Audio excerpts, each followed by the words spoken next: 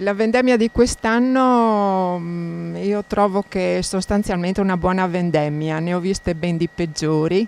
È una vendemmia che si era un attimino messa un po' male a causa delle continue piogge. Poi l'asciutto, la siccità di agosto, anche se da un certo punto di vista insomma è stata un po' troppo, c'è stata un po' troppa calura, comunque ha fermato questa tendenza delle uve a botritizzarsi un po'. Assolutamente per i bianchi non mi lamento, per me è una buona annata. Tanto più che abbiamo iniziato le vendemmie molto presto, il 18 agosto, però a ragion veduta non volevamo assolutamente avere dei vini ad alta gradazione,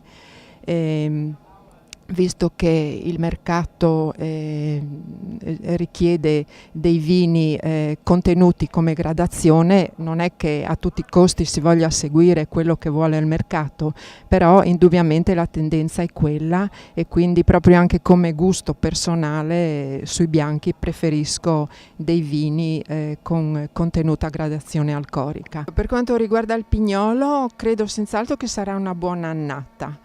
Abbiamo cercato di lavorare bene durante l'estate, lo abbiamo tenuto coperto e cioè non l'abbiamo defogliato, e questa scelta ci ha premiato perché le foglie hanno comunque riparato i grappoli da questa fortissima calura di agosto.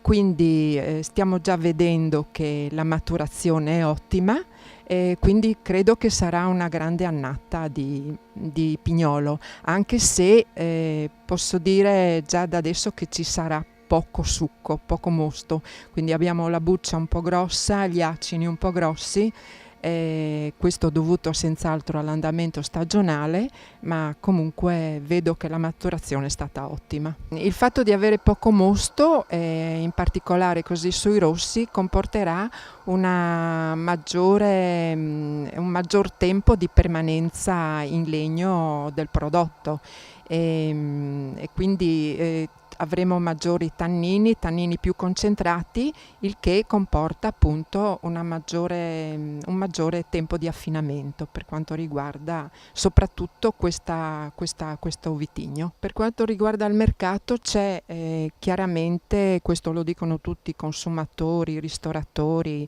enottecari, c'è l'esigenza di fare dei vini, particolarmente quelli bianchi, a bassa gradazione alcolica, o perlomeno non più i vini bianchi a 14-15 gradi come poteva succedere negli anni passati. Indubbiamente, come dicevo prima, la nostra piccola azienda non rientra nella nostra filosofia seguire tutte le mode che il mercato impone.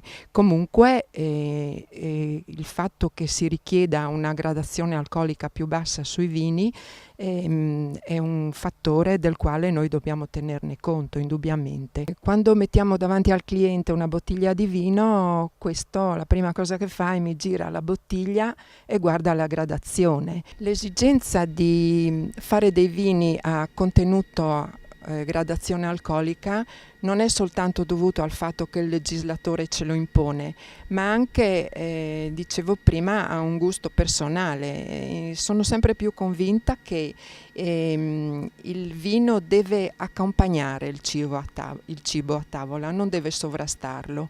Quindi fare il vino con un grado contenuto e esaltarne la freschezza e la vivacità, secondo me può solamente esaltare anche il cibo.